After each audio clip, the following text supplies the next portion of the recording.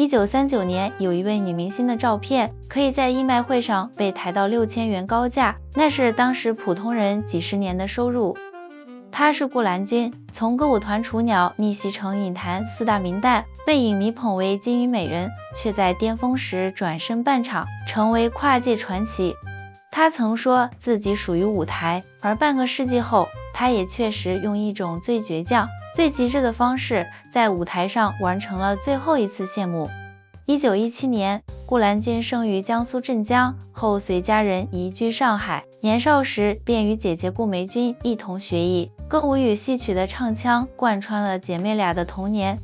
彼时，上海歌舞团与歌剧社方兴未艾，15岁的顾兰君正式踏入歌舞团，稚嫩嗓音与灵动身段让她渐渐崭露头角。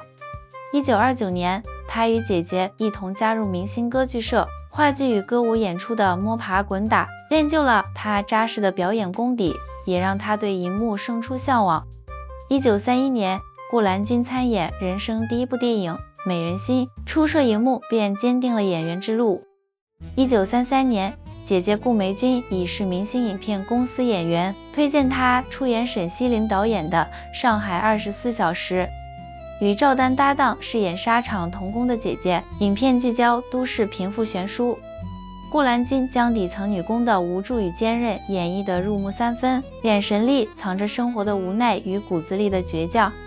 影片上映后好评如潮，她正式成为明星公司基本演员，与姐姐组成的影坛姐妹花开启了专属荧幕之路。初入明星公司的顾兰君接连参演多部影片，表演功底日渐扎实，而真正让她名声鹊起的是一场意外的顶替。1935年，导演徐新夫筹拍缉毒侦探片《翡翠马》，原定女主角顾兰君的姐姐顾梅君临盆，影片拍摄险些搁置。徐新夫决定让顾兰君顶替出演女主角，这是她首次挑战风情类角色，不仅要诠释人物妩媚，还需在片中献唱。顾兰君毫无犹豫接下挑战，镜头前将交际花的灵动与韵味演绎得恰到好处，婉转歌声更让观众眼前一亮。翡翠马上映后引发轰动，她的表现超出所有人预期，观众亲切称她为小姨明星。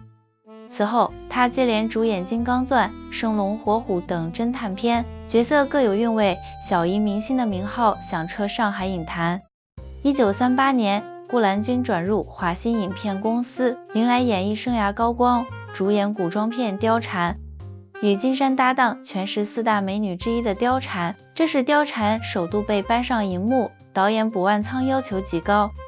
既需展现外在美，更要刻画她深明大义、心忧天下的内在风骨，以及爱慕吕布却为国除奸的复杂心境。为演好这一角色，顾兰君反复揣摩心理，打磨眉眼神态与身段动作。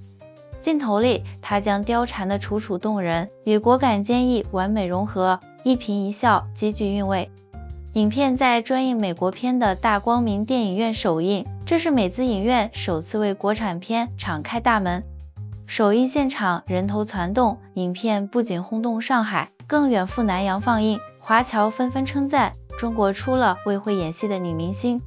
顾兰君获封活貂蝉，影迷赠予金鱼美人美誉。此后，她戏路愈发宽广，主演《武松与潘金莲》《武则天》《葛嫩娘》等影片，将潘金莲塑造成渴求幸福的悲剧女性，打破刻板印象，从青年到老年演绎武则天，既写女皇的刚强与寂寞，诠释葛嫩娘时又展露巾帼英雄的飒爽。凭借精湛演技，她与袁美云、陈燕燕、陈云长并列为影坛4大名旦。1939年，良友画报明星照片义卖中，她的30寸玉照被抬价至6000元售出，足见人气之高。1940年，顾兰君与当红小生李英合作《黄天霸》，戏里情愫延伸至戏外，二人携手组建光华影片公司。她也从被包装的演员转型为掌控影业的掌舵人，终于能一心一意选片拍摄。未曾想，这份携手同行的美好转瞬即逝，李英的背叛让这段荧幕情缘黯然落幕。情场的失意给了顾兰君沉重一击，但她并未沉溺悲戚，反而将所有心力倾注于影视事业。在光华影业的数年，顾兰君迎来演艺高产期，主演李香君、家等20余部作品。其中，他将李香君、李秦淮铭记的多情与结义演绎得入木三分，戏中风骨亦是他的内心写照。彼时，上海影坛竞争激烈，他凭精湛演技与独到选片眼光，让公司作品口碑票房双丰收，成为少数能自主掌控演艺生涯的女演员。其荧幕形象千变万化，被同行誉为能文能武的性格演员，也以事业的耀眼绽放，走出了情商的阴霾。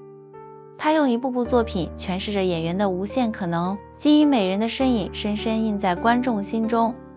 1948年，顾兰君正式息影，告别耕耘22年的荧幕，50余部作品成为影坛珍贵馈赠。1949年初，他与上海汇昌商务公司经理廖云士结婚，褪去华服，换上工装，接手工厂，并集资开办上海水龙代厂，完成从女明星到女厂长的跨界。即便告别荧幕，他仍放不下文艺热爱。1953年，自费投拍了《婚姻大事》作为收官之作。